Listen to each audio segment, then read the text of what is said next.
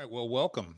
Welcome to another episode of the Imperfect Men's Club podcast. My name is Mark Aylward, and as always, I'm here with my good friend, colleague, and co host, Jim Gurley.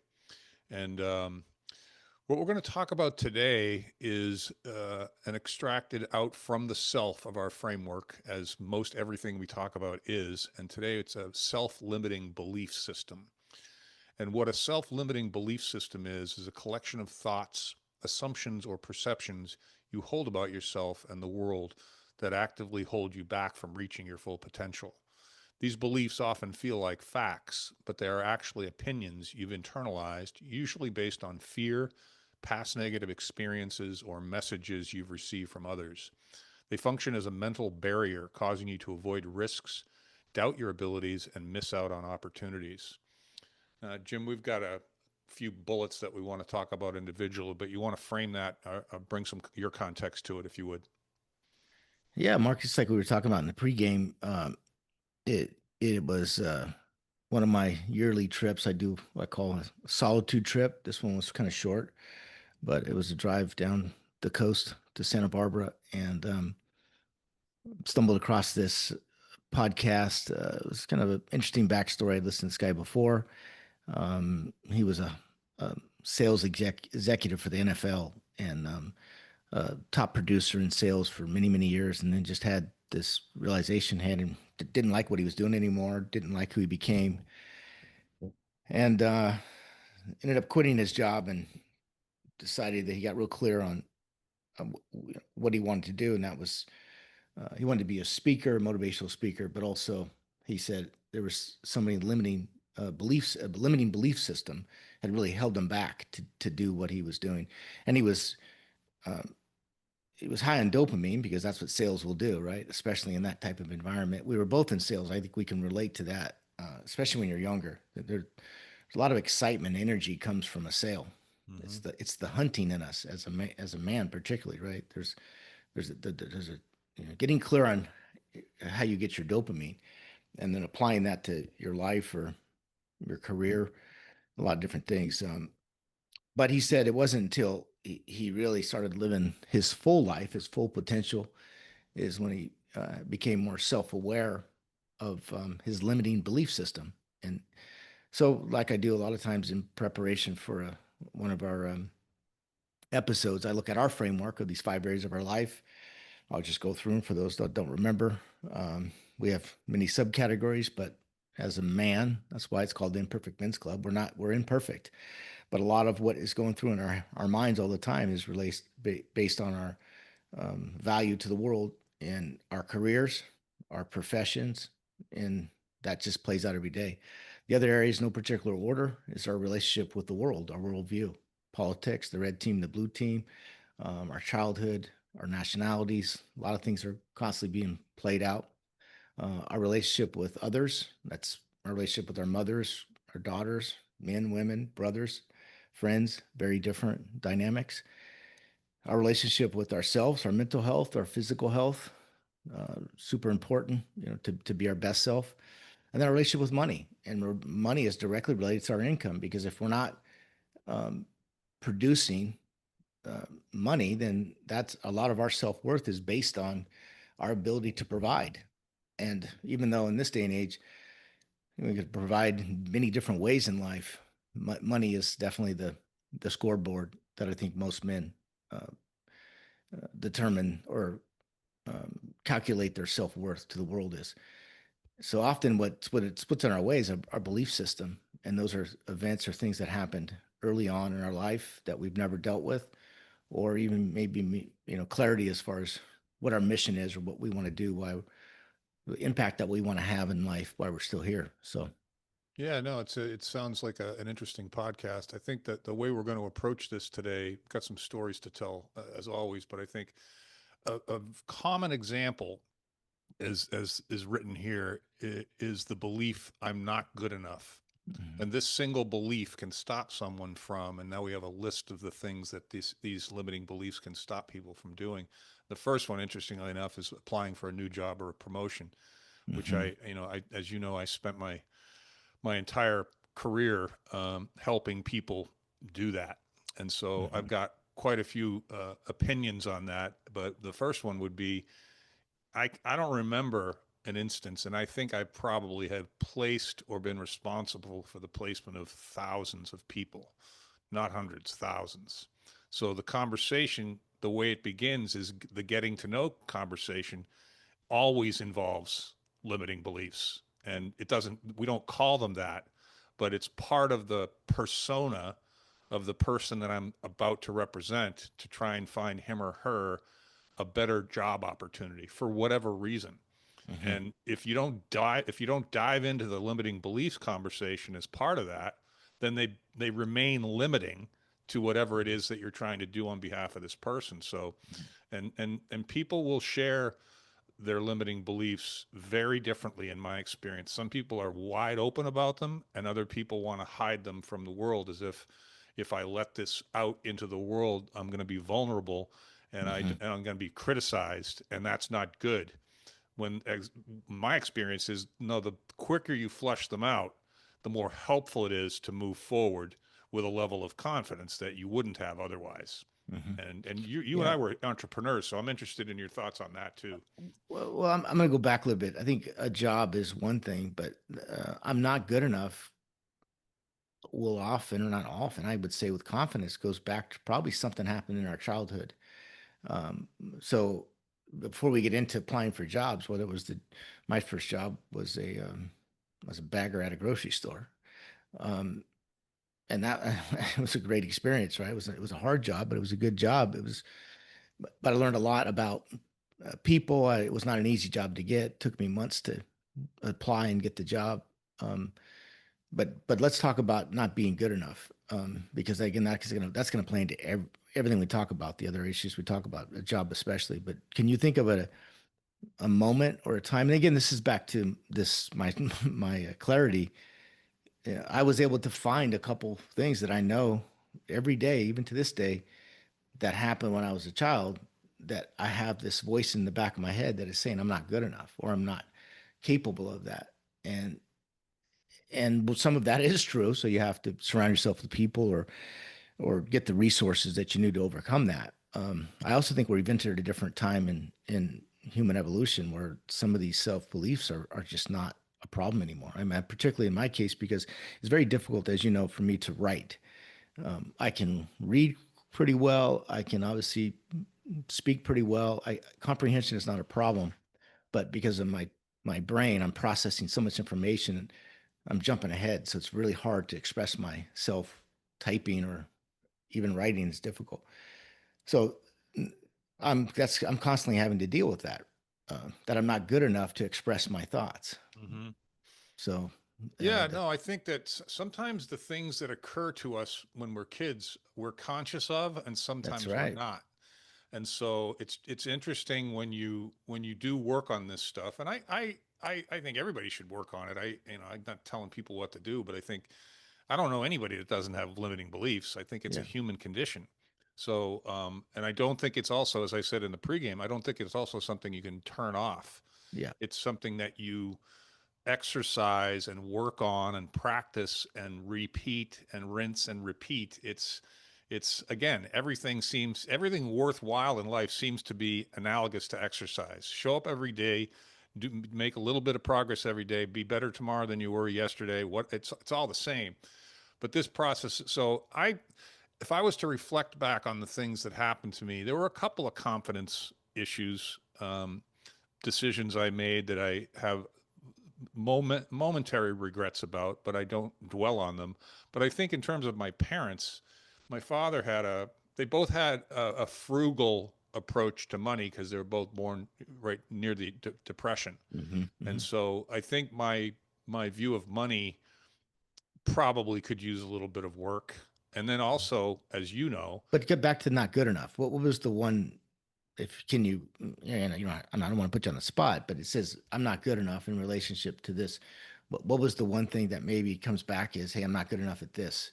oh, I think I should have tried out for the basketball team at Notre Dame. Yeah, I should have. And but you're saying you didn't think you were good enough? I didn't start playing basketball until I was a junior. My coach was terrible and my team was terrible, so I was surrounded by no encouragement Yeah. to develop my skills. And it's all excuses, but I was intimidated. Yeah, I was, All right, and then that's a great way to go on to the next one. Maybe that did play out in some of the jobs. If that in that little voice in the back of your head, whether you hear it or not, it's still playing. well, what's interesting Yeah, about that, Jim, is though, but when it came time to start my own company, um, I had no fear. I had no self-doubt at all. And everyone around me said, "You're crazy. You've got a great job right now. You're very good at what you do. You make a lot of money. What are you doing? And you got a pregnant wife with your third kid and you're building $1 million home. You think this is yeah, a because good you time weren't to applying start a for the company?" job, you were creating the job. Yeah, but You weren't. I had no self-doubt. And one would think that's a pretty good area to potentially have doubt about because it's a Yeah. big risk, you know? But I Yeah. didn't No, see it like that. I'm tying it. I think there's a connection. I'm tying it to the first one, applying for a new job. Applying for a new job is like trying out for a team, but it's no different. But you're saying, hey, you just created your own league. Well, you did too, you Well, know? that's my point. That's what I'm saying. I didn't have to apply for the job because I probably wasn't qualified to get the job because I couldn't read and write very well. So I'm just, I'm breaking it down because I think there's some gold inside the past and what repeats itself. But I think that's a good one to kick off. Like you said, it's something you do every day. So you deal with people. Again, they're not good enough when they apply for a new job. Your job is to make them feel a little bit better about themselves so they can It certainly is. they Yeah, get it jobs. certainly So is. And that's yeah. why, that's why this topic is so near and dear to me. Yeah. But it's also, as I said to you in the pregame about, the job search process is like, you know, I, I don't think I've talked to anybody in the process of getting a job where this hasn't been the start of the conversation. Who are you? Mhm. Yeah, And that I'm not good enough. Yeah. who do you think you are? Yeah. Right. And I'll tell you what I think about who you are after you Hmm. answer a few more questions. And then my job does become building their confidence in Hmm. preparation for what we're going to get to Yeah. work on. Or you get real clear on you're not good at something, so you don't apply for that job. You go into a completely different field, right? Yeah, And yeah. There's a lot of advice that's given out once you find out who somebody is versus who they think they are. yeah, I heard something interesting. You'll kind of appreciate this because it's related to this. Was about engineers and even doctors now that have been through engineering school, as you know, not easy to do, right? And even some doctors where they leave engineering or they leave practicing medicine and go into sales because they're not that good at it. They did it for enough years and they're just not that good at it, but their skills in sales are very good because they have in-depth knowledge of and empathy for their customers, and of course the technical wherewithal and understanding, and that's a common career path where they're Interesting. and yeah, really interesting, right? Well, in the past, they would never do that. When I say sales, it could be uh, more frontline communication. So they're not practicing their craft or what their education is in. They're in the field, but in not directly dealing with patients or projects. Well, Really kind of cool. that is interesting. Another idea that pops into my head is the difference between applying for a new job or a promotion, Yeah. because in the promotion space, which I have plenty of experience in as well, sometimes I'll tell people, if you haven't talked to your boss about a promotion, that's probably a good idea. And how many Mhm. people are scared of having that conversation with their boss because of their limiting beliefs that they're going to get in trouble or they're going to disappoint somebody or, that somebody's going to get mad or confrontational, but it's a different conversation. And I'm always astounded when I get inside a company and talk to the people how few people are willing to speak up because of their set of limiting beliefs about whether they're going to be heard, whether they're going to upset somebody, whether they're going to be appreciated. If you're not confident, you can't have a good conversation about your promotion. And no one's Yeah. coming to promote you unless you promote yourself. That's just the Yeah. way it is, Yeah. you No know. question. All right, let's go to the next one. This is interesting. So good, good. The What's next number one's two? starting a new relationship. Mm. I can talk to that one too. Yeah.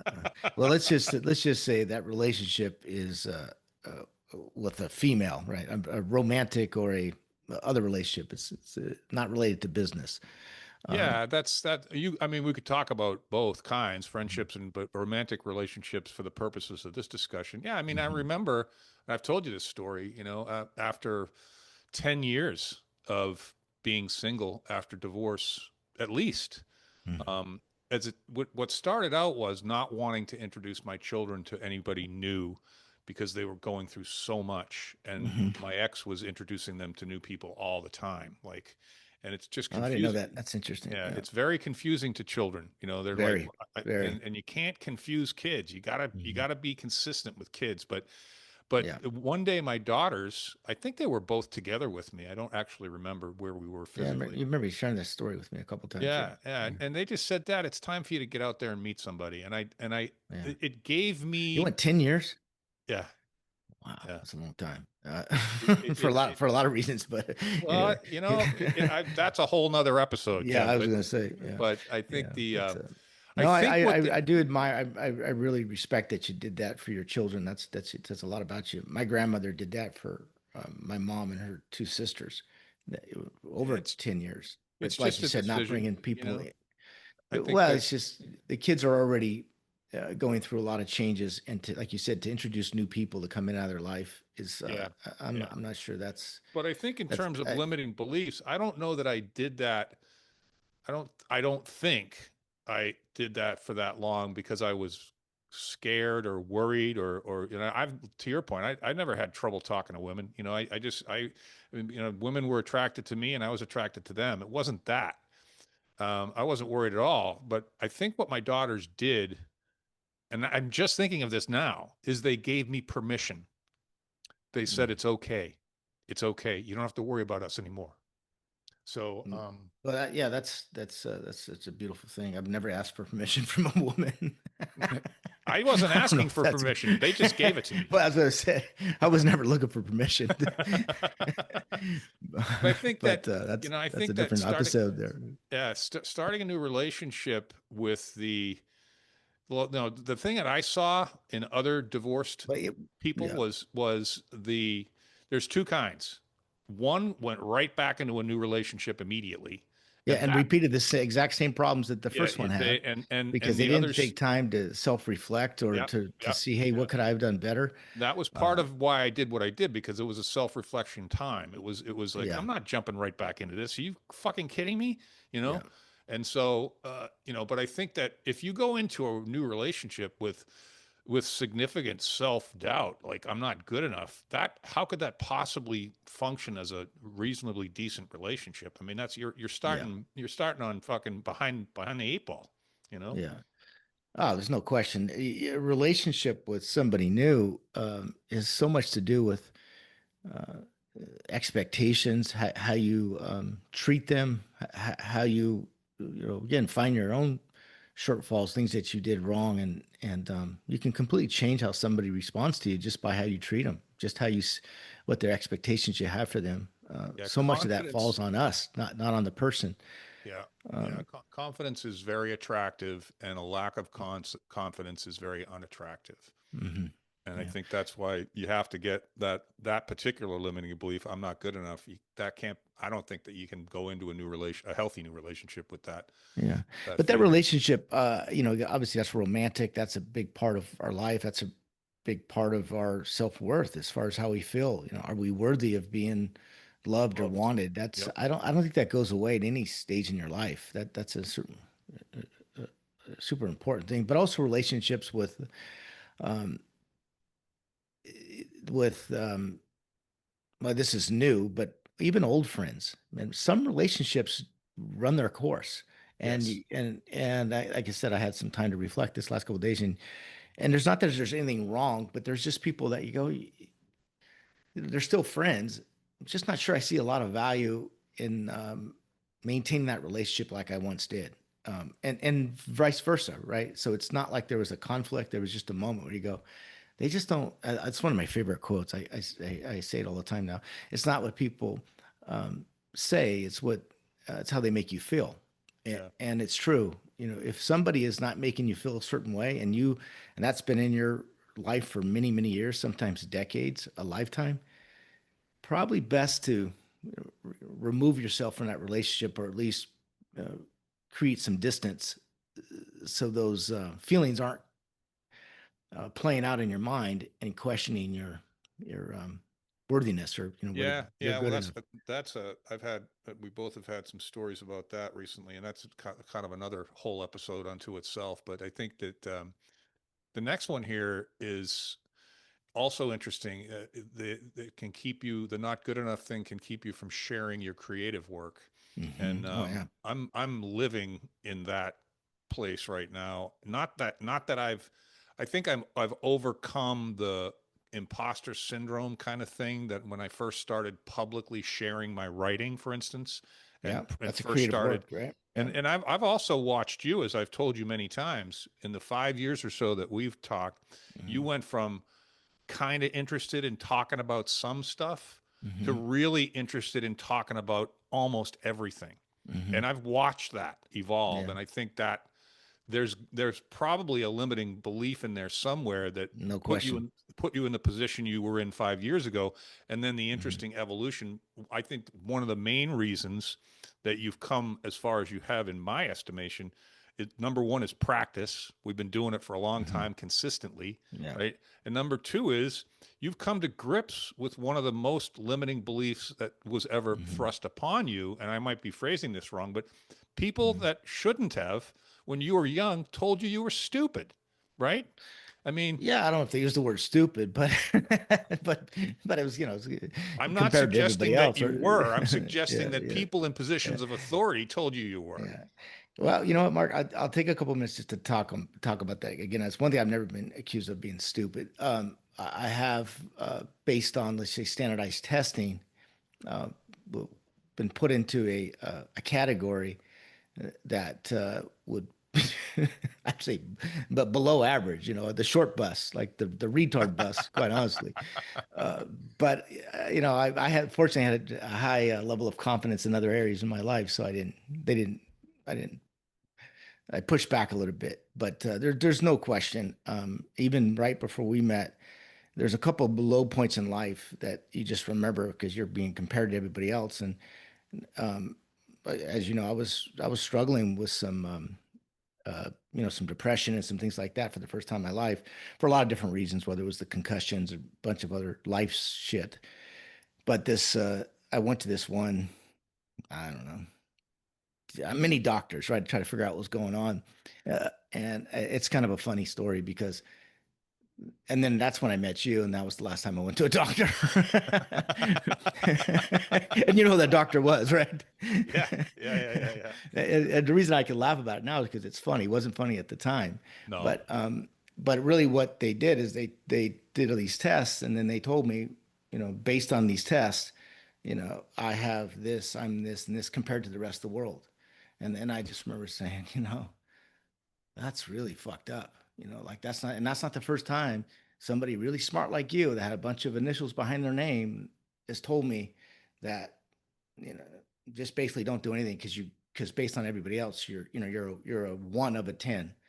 And that's when I said, this is something's not right about this. So Yeah. I checked out of the system and then moved on and then found out, yeah, I self-taught myself that the difference between my brain is, processing, as 1,200 images per minute. The average person is 12. That's a that's what makes me do creative work. That's how I could see in concepts. That's how I could see in three dimensions. That's all my five patents issued and pending patents are based on this ability to see the big picture and concepts. Not very good when it comes to reading and writing. Not very good when it comes to articulating my thoughts the traditional way. But when it comes to solving problems, seeing big pictures, my I'm not a good enough confidence, goes from 1 to 10 pretty quick. Yeah, well, you're good at adapting yourself to the And that's circumstances what that's as what well. creative people do, right? Yeah, Even yeah. writing is a creative act. So the Well, I world think needs it's creativity right now. It's a super important part of. yeah, But yeah, but remember, we have an educational system that does not promote creativity. If anything, it pushes it down. It wants you to comply. It wants you to buy in. So yeah. That's also a whole nother topic that I'd love. yeah, I'd love to talk about that at some point. Maybe jot that down. But yeah. this next one, the last one, is the how being feeling not good enough can keep you from pursuing a new skill or a hobby. And Hmm. Oh yeah. it's interesting. The context from my perspective on that is I have a lot of discussions with people. I always have about this is what you do now. Let's talk about what else you could do because how many of the skills that you have are transferable to almost every other job. And I Hmm. see quite a bit of limiting belief in that space because most people don't have that conversation with themselves. They need somebody like me to promote the conversation. And then they start getting these aha moments. It's almost like I'm, as a trusted third party with experience in this conversation, I'm giving them permission to kind of think outside of their own Hmm. box and But dream a how's little that bit related bigger. to the last one here is a new skill or Pursuing a new hobby? skill or hobby. That you don't have to keep doing what you're doing. You can do many other different things, and people Uh-huh. don't give themselves permission for that. They're limited by their own belief about no. I'm a project manager in the healthcare space. I got to get another job as a project manager in the healthcare Oh, space. I No, you see. don't. No, you don't. I You can see. you can Pursue develop a a new new skill skill. that would Yeah. apply to their job. Yes. Or Yeah. yeah, I Yes. was kind of hooked on the hobby. Yeah, the new hobbies like uh, like you say golf or even I'm playing bocce ball right now. Like I was like, I got to learn these rules. I don't really want to learn these rules. So Yeah. sometimes Yeah. I'd rather do something else. So I'm laughing Yeah, but because it's it I says don't think in pursuing a your new case. skill or hobby. Yeah, There's I don't yeah, think in your case you're not doing those things because you doubt yourself. You're not doing those things because they that's a don't. good point. Yeah, Yeah, they yeah. I'm don't. just They I don't care. well, it's an interesting. It's the hobby kind of peripheral discussion about the hobby is I became during COVID. I became a really good cook, Oh, and I don't think I'm alone. You that's a know, hobby. and Yeah, I actually started a garden as well. yeah, You know, but hobbies are tough because there's only so much space, and if you got a lot of hobbies, what are you actually going to be doing to generate income? yeah, So, but I think the last kind of written word about this topic that you pulled off of this podcast is they believe often unconsciously that they lack the necessary talent, intelligence, or worth, so they don't even try. yeah. And That's so, and that goes back to what we've talked about a few times. You'd rather die trying than die regretting, and so I think this limiting belief conversation is robust. I think there's a lot of work to be done there. I have, as you know, a bunch of practices, including just straight up prayer, that I use for specifically this purpose to keep myself consistently aligned with my values. My confidence is high, not all the time, but most of the time. And I also have developed this little skill, I suppose, that I recommend highly. You seem to do it too, maybe not always, but before you engage in something, let's say a conversation. Let's say it's going to be a hard conversation. You know it's going to be hard. You really don't want to have it, but you know you have to have it. I pause and gather my thoughts. I used to just open the door and start talking. I used to just pick up the phone and make the call. But I think that when I pause, not only does it make me more confident when I reflect, and I'm talking like 5 seconds, maybe 30 seconds, is before, particularly if you're feeling doubtful about an outcome or your ability to handle this particular situation. And when I walk in, now I'm in control of my emotions, and now I have the maximum amount of confidence necessary to be effective and to be helpful and to be kind. And it's this pause is maybe not directly related to the limiting belief thing, but part of that is confidence. And if you're lacking that, I think the pause to gather your thoughts a little bit is a helpful thing to do. Yeah, I'll wrap this one up since we're closing in on the half hour. That quote, it's one I used to use a lot, and I've kind of modified it. It's kind of interesting. I'm looking at my notes um, from Monday. It's a cool date, 10/10/25, right? October Mm-hmm. 10th, 2025.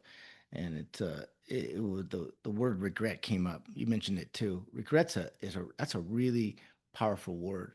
So I'll say something about that because I heard something that says that if if you don't have regret, then that's a sign of a human being that doesn't have emotion or feelings. Like regret is a really good thing. They completely reframed the word regret. Mm. Basically, a narcissist does not have regret.